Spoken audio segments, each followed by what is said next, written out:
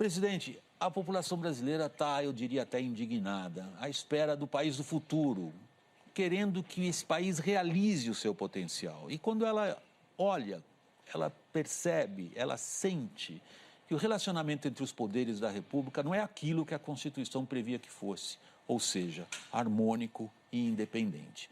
O que está acontecendo?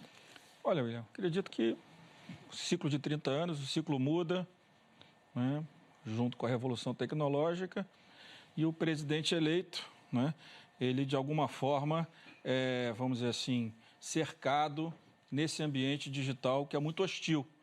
Né? Eu vejo que muitas vezes ele tenta ter uma relação mais harmônica, de diálogo, as reuniões, quando nós vamos ao palácio, dialogar com eles, as reuniões são sempre muito positivas.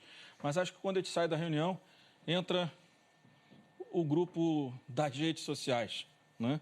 E aí contamina todo o ambiente. Então, eu acho que se você olhar a relação do Congresso com o presidente Toffoli, sob a coordenação do presidente do Congresso, o senador Davi Alcolumbre, é muito harmoniosa e muito independente.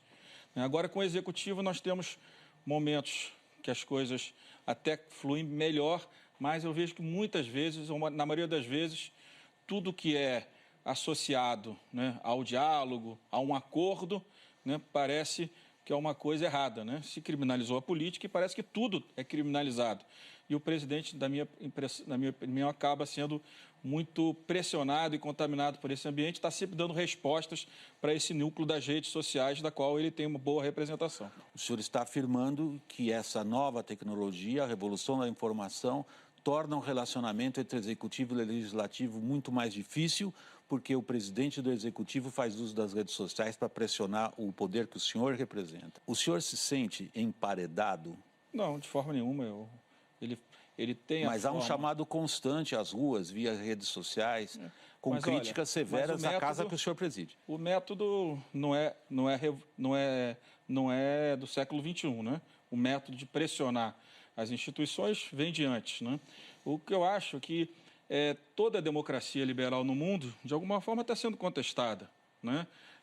E o que nós precisamos, todos os poderes, aí é uma relação de cada poder, de cada mandato com a sociedade, e da sociedade entre a sociedade, é reorganizar as nossas relações. As informações caminham muito mais rápido.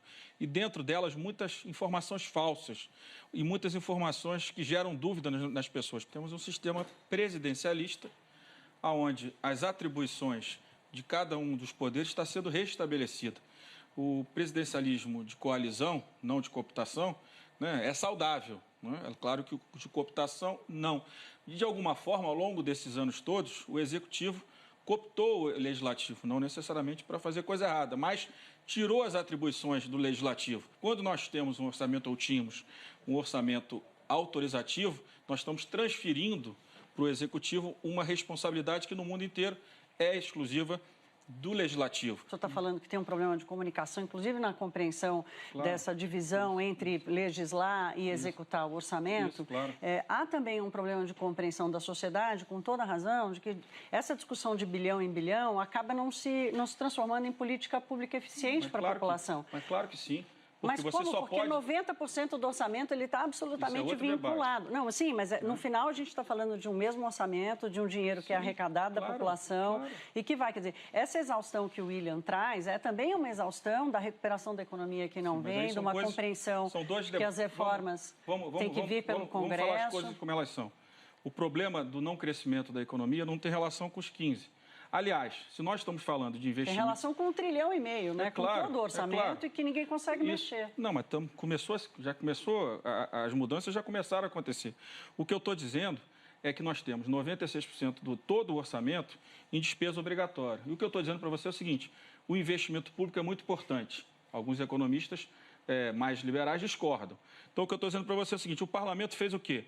O governo mandou de despesa de investimento, não discricionária de investimento, apenas 20 e poucos bilhões. Nós dobramos isso. Isso é bom? Eu acredito que seja. Basicamente, para que políticas? Tem 9 bilhões lá que é para a saúde.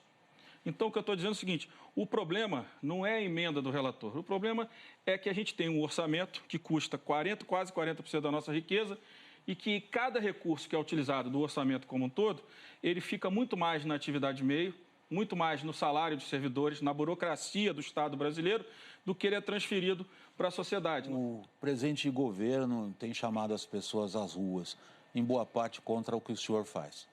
Em boa parte, o senhor é identificado como um obstáculo à implementação de medidas econômicas que destravem o país.